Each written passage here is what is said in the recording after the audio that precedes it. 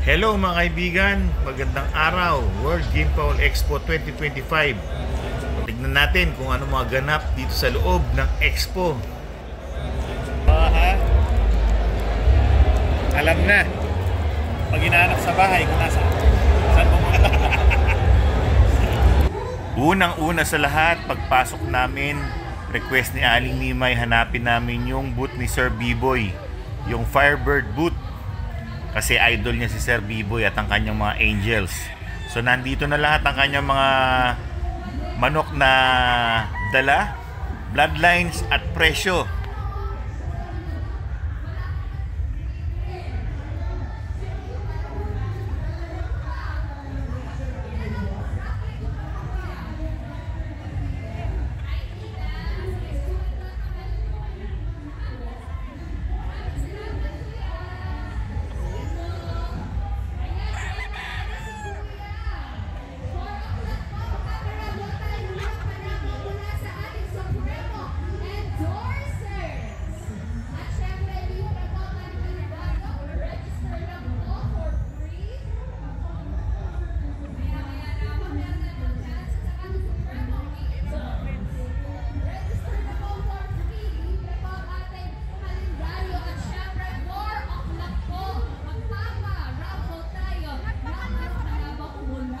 Supremo endorsers.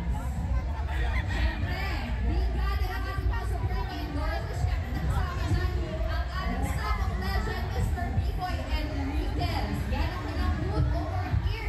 Siyempre, Supremo Infinity Beats ang kanyang ginagamit. Libre lang po. Register for free. Register for free.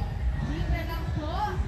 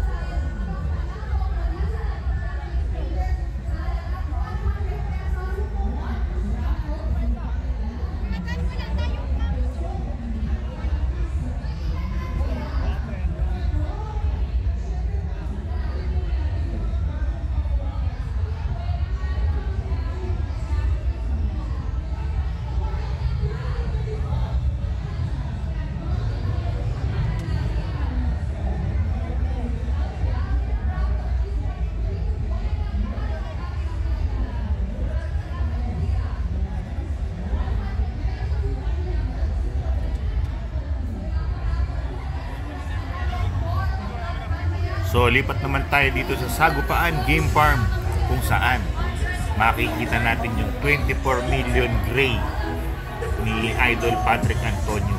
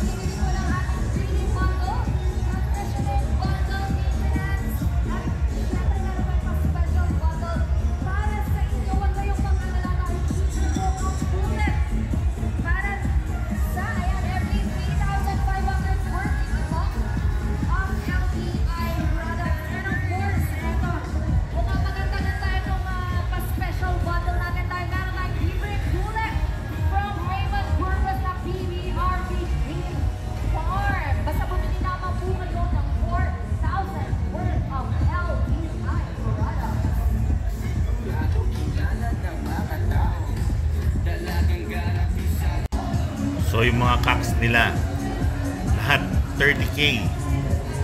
Ito namang mga cockerels ng sagupaan, napakamura. Pati yung mga 24 million gray nila, sa halagang 5,000 pesos magkakaroon ka na. O diba? Yan o. Ang gaganda. Mahaba yung mga paa. Maliliit ang ulo.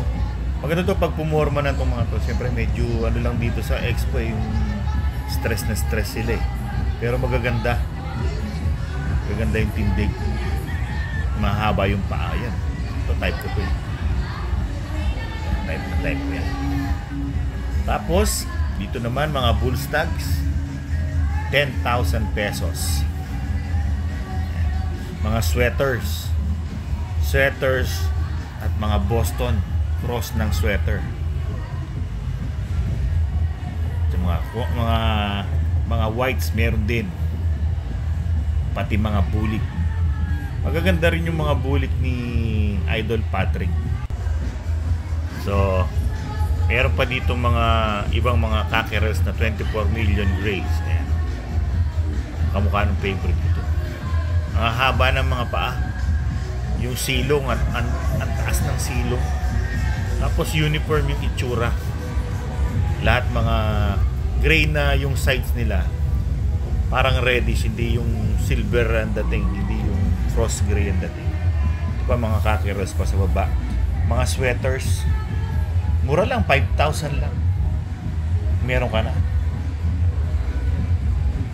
Pag siguro wala to sa expo at tumindig to, magaganda tong mga to. So lahat ng mga manok dito sa expo, mga kaibigan, akala mo may sakit kasi parang malungkot, matamlay. Yan ay dahil sa stress nung pagkaka-exhibit nila dyan. Kasi siyempre maraming tao, nabiyahe sila, tsaka malakas yung mga sounds, nai-stress yung mga manok, kaya parang may sakit. Pero walang sakit yung mga yan.